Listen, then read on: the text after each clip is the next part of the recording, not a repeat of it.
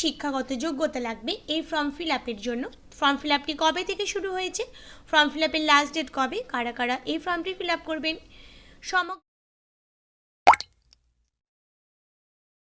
তো বন্ধুরা আজকে আমি আবারও চলে এসেছি একটি নতুন নিয়োগের বিজ্ঞপ্তি নিয়ে। তো আজকের বিজ্ঞপ্তিটি কোন দপ্তর থেকে উঠে এসেছে, তো এর জন্য আপনাদেরকে কি শিক্ষাগত যোগ্যতা লাগবে এই ফর্ম ফিল আপের জন্য, ফর্ম ফিল আপটি কবে থেকে শুরু হয়েছে, ফর্ম ফিল আপের লাস্ট ডেট কবে, কারা কারা এই ফর্মটি ফিল আপ করবেন, সমগ্রটাই আজকে আমি আপনাদেরকে এই ভিডিওর মাধ্যমে আলোচনা করব। তার সঙ্গে বলবো আপনাদের বয়স কত লাগবে, আপনাদের যোগ্যতা কি লাগবে, আপনাদের ফর্ম ফিল আপের মূল্য কত, পুঙ্খানুপুঙ্খভাবে সমগ্রটাই আমি ডিটেলসে আপনাদের সঙ্গে আলোচনা করব। তো সমগ্র বিষয়টি আপনাদের সকলকে জানতে হলে অবশ্যই সকলকে পুরো ভিডিওটি দেখতে হবে। তো দয়া করে আপনারা কেউ ভিডিওটি স্কিপ করবেন না, পুরো ভিডিওটির সাথে অবশ্যই থাকবেন। তো এই মুহূর্তে আপনারা অন স্ক্রিনে দেখতে পাচ্ছেন আমি উপস্থিত হয়ে গেছি AI এয়ারপোর্ট সার্ভিস লিমিটেড, যার অফিসিয়াল ওয়েবসাইট হলো www.aiasl.in। এই হলো বন্ধুরা এর অফিসিয়াল ওয়েবসাইট, এখান থেকেই নোটিশের বিজ্ঞপ্তিটি উঠে এসেছে। তো চলুন এই মুহূর্তে আমি আপনাদেরকে নোটিশের PDF সেটি দেখিয়ে দেব। তো AI engineering service limited, personal department A3320 Avenis complex, IGI airport, terminal 2, new Delhi. তো ডেট হচ্ছে বন্ধুরা 6/3/2023 আপনাদের ফর্মটা বেরিয়েছে। তো দেখতেই পাচ্ছেন walk in interview aircraft technicians in different trades on FTE basis. তো আপনাদের সম্পূর্ণ এটা ওয়াক ইন ইন্টারভিউর মাধ্যমেই কিন্তু হবে। Air India engineering service limited is an aircraft maintenance, repair and overhaul organization approved by DGCA under CAR 145 to undertake MRO activities in India. AIESL invites application from India nationals fulfilling the requirements as on 1st March 2023 for the post of aircraft technicians in different trades from the open market on fixed term employment basis. The selected candidates will be posted at Delhi base of AI Engineering Service Limited as required by the company. Selection and employment does not guarantee that the candidate will be appointed immediately. Vacancies positions are tentative and may increase or decrease depending upon the company's requirement. Release of candidate from the panel would depend upon the requirement of AIESL and decision taken by the company in this regard. Selected or appointed candidate may transfer to any other location institution as per company requirement during the course of employment. তো এখানে ডিটেলসে eligibility and experience সহ দেওয়া আছে as on 1/3/2023 অনুযায়ী for the post of aircraft technicians in different trades. তো প্রথমেই যে পোস্টটির কথা এখানে বলা আছে সেটা হচ্ছে aircraft technician maintenance or overhaul. তো for all candidates other than ex serviceman eligible criteria যেটা বলাই আছে। তো আপনাদেরকে অবশ্যই AME diploma or certificate in aircraft maintenance engineering in mechanical stream from institution approved by DGCA under rule.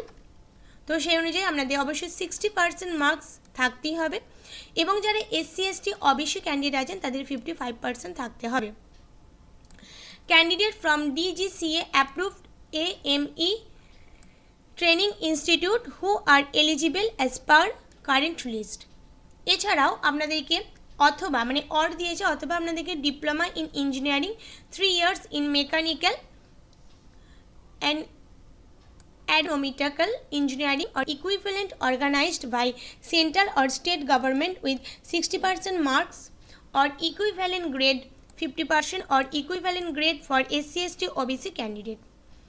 তো এখানে আপনাদের এক্সপিরিয়েন্সে কি বলেছে, candidate must have minimum 1 year experience in aircraft maintenance or overhaul shops অথবা successfully completion of national apprenticeship in the concentrate in aircraft maintenance. তো minimum 1 year duration, অর্থাৎ আপনাদের একটা মানে সর্বোপরি বলা যেতে পারে যে আপনাদের অবশ্যই একটা 1 ইয়ারের কিন্তু এয়ারক্রাফট মেনটেন্স সম্পর্কে একটা আপনাদের অভিজ্ঞতা বা এক্সপিরিয়েন্স থাকতে হবে। এছাড়াও বন্ধুরা আপনারা যদি BAMEL এক্সামিনেশনে এলিজিবল হয়ে থাকেন সেক্ষেত্রেও আপনারা এখানে অ্যাপ্লাই করতে পারবেন, অথবা যদি আপনাদের successful 4 year course or diploma in aircraft ট্রেনিংয়ে যদি থাকেন তো সেক্ষেত্রেও আপনারা কিন্তু এই পোস্টের জন্য অ্যাপ্লাই করতে পারবেন।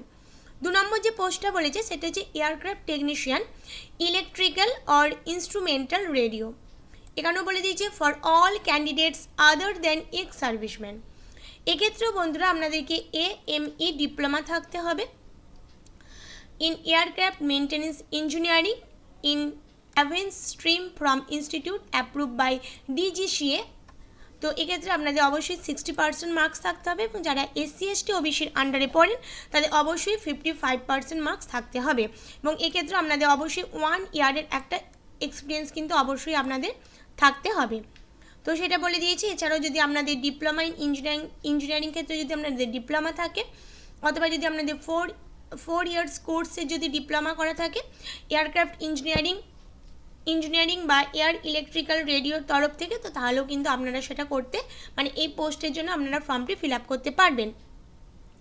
তো 3 নম্বর এবার বলেছে technician fitter or sheet metal, carpenter, painter, welder এবং মেশিনিস্ট। তো এক্ষেত্রে অবশ্যই আপনাদেরকে ITI ট্রেডে organised by central or state government or NCVT in applicable trade. এক্ষেত্রে আপনাদের 2 year relevant trade in the industry inclusive of experience থাকতে হবে, এবং 1 ইয়ারের একটা অবশ্যই আপনাদেরকে এক্সপিরিয়েন্স কিন্তু থাকতে হবে। 4 নম্বর যে পোস্টটি বলেছে সেটা হচ্ছে টেকনিশিয়ান এক্স-রে অর NDT। এক্ষেত্রে আপনাদেরকে BSc physics or diploma in mechanical or electrical or electronic engineering in mechanical electrical or electronic engineering. তো 2 years experience in NDT field or 1 year experience in NDT field. এক্ষেত্রে আপনাদের কিন্তু একটা 2 years অথবা 1 ইয়ার্সে কিন্তু experience আপনাদের লাগবেই। নাম্বার অফ ভ্যাকেন্সিজ, আপনাদের ভ্যাকেন্সি আছে 325টি, reservation as per government directives, selection procedure and work in schedule. Interested candidates are required to appear for registration followed by trade or skill test or personal interview as per schedule and given below. For aircraft technician ANC on Friday অর্থাৎ 31st March 2023 at 0930 hours। Personal ডিপার্টমেন্টে আপনাদের এটা হবে। তো এখানে বলে দিয়েছে near new custom house IGI airport terminal 2 new Delhi. For aircraft technician filter sheet metal কার্পেন্টারের জন্য যারা আর কি ফিল আপ করবেন এক্স-রে এসবের ক্ষেত্রে যারা ফিল আপ করবেন তাদের Tuesday the 11th April 2023 at 9:30 hours। তো এক্ষেত্রেও আপনাদের কোন ঠিকানায় যেতে হবে তো এখানে সেটা বলে দিয়েছে।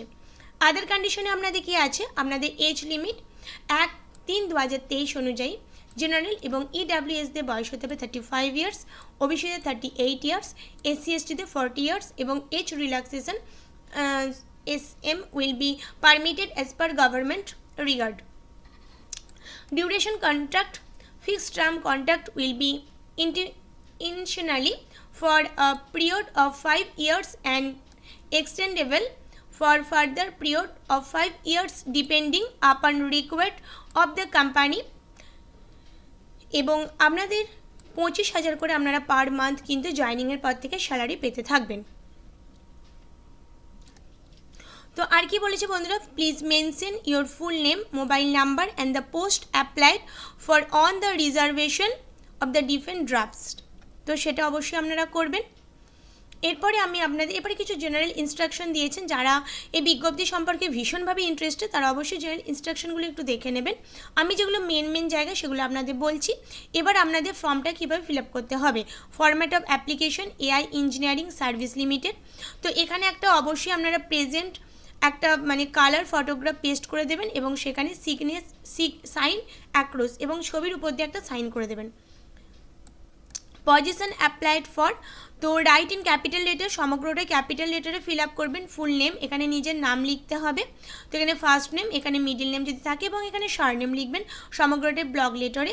এখানে ফাদার্স নেম, এখানে ডেট অফ বার্থ লিখবেন, place and state of birth মানে কোন জায়গায় জন্মগ্রহণ করেছে এবং সেটা কোন রাজ্যের মধ্যে পড়ছে, রিলিজিয়ন লিখবেন, জেন্ডার লিখবেন মেল না ফিমেল, ন্যাশনালিটি লিখবেন, মেলিং অ্যাড্রেস আপনার মেলিং অ্যাড্রেস লিখবেন, এখানে আপনার সিটি, স্টেট এবং পিনকোড লিখবেন, টেলিফোন নাম্বার লিখবেন যদি এসটিডি কোড সমেত, তাহলে মোবাইল নাম্বার লিখবেন এবং এখানে ইমেল লিখবেন, ডিজিসিএ কম্পিউটার নাম্বার লিখবেন। যদি আপনি এসসি, এসটি, ওবিসি বা আনরিজার্ভড হন তো সেটা আপনি কোন ক্যাটাগরির মধ্যে পড়ছেন সেখানে আপনারা কিন্তু টিক দেবেন। Indicate category to which you belong, the marking, এই চিহ্নটা দিয়ে আপনারা মার্ক করবেন। যদি আপনারা এসসির আন্ডারে পড়েন তো এইভাবে ক্রস চিহ্ন দিয়ে দেবেন, তো যে আন্ডারে পড়ছেন সেটা করবেন। তো ইফ এসসি অথবা ST attach copy of the caste certificate as per government format, তো যদি আপনারা এসসি অথবা এসটির আন্ডারে পড়েন তাহলে অবশ্যই আপনাদের যে কাস্ট সার্টিফিকেটের যে কপিটা আছে সেটা অবশ্যই আপনারা অ্যাটাচ করে দেবেন।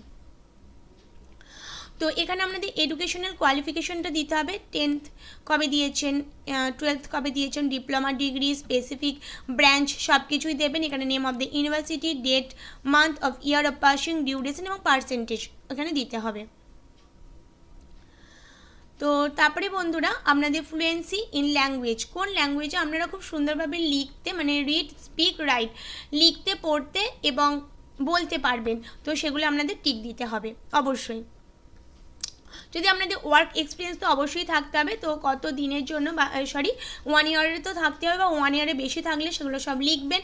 স্যালারি কত পেয়েছেন, কোন পোস্টে করতেন, কোম্পানির নেম লিখতে হবে, পিরিয়ড লিখতে হবে, ফ্রম টু মানে কবে থেকে কত পর্যন্ত, নেচার অফ জব কী নেচারের জব করেছেন সেগুলো আপনাদের সবই লিখতে হবে। তো particulars of demand draft in favour of AI engineering services limited payable at Delhi, non refundable, তো কোনো মানে আপনারা কিন্তু নন রিফান্ডেবল অর্থাৎ আপনারা যে পেটা করবেন তো সেটা কিন্তু রিফান্ডেবল নয়। তো name and address of the issuing bank and branch, date of issue, demand draft number এবং অ্যামাউন্ট। তো এবার এখানে ডিক্লারেশন আছে, এখানে প্লেস, এখানে ডেট এবং এখানে নিজে সিগনেচার করবেন।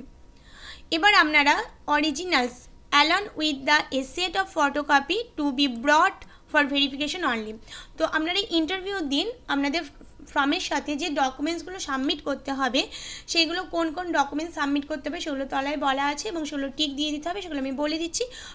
অবশ্যই অরিজিনালের সাথে সমস্ত ডকুমেন্টসের কিন্তু ফটোকপি নিয়ে যাবেন। প্রথমে অ্যাপ্লিকেশন ফি ওয়েদার অ্যাপ্লিকেবল, যদি আপনি অ্যাপ্লিকেবল হয়ে থাকেন তাহলে অ্যাপ্লিকেশন ফিয়ের যে মানে পেপারটা পাবেন সেটা। 3 additional recent passport size photographs, school living certificate, HS standard, matriculation mark sheet and SSC passing certificate, diploma or degree mark sheet and passing certificate,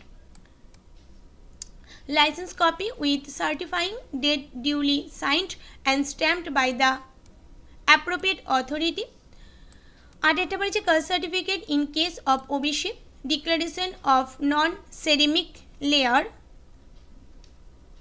OBC candidate. 9 বলেছি এক্সপিরিয়েন্স সার্টিফিকেট যদি থাকে, 10 ডোমিসাইল সার্টিফিকেট হয় applicable, discharge certificate in case of ex serviceman, এটা শুধুমাত্র ex সার্ভিসম্যানদের জন্য। 12 বলেছে copy of licence with authorisation letter. 13 বলেছে income certificate, EWS candidate in attach format annexure 2, এবং অ্যানেক্সার 2 এ যেটা দেওয়া আছে সেটা অবশ্যই EWS ক্যান্ডিডেটদের জন্য কিন্তু করতে হবে। অ্যানেক্সার 1টা হচ্ছে ওবিসি ফরম্যাট এবং অ্যানেক্সার 2 দেওয়া আছে এটা হচ্ছে EWSদের জন্য এই ফরম্যাটটা করতে হবে।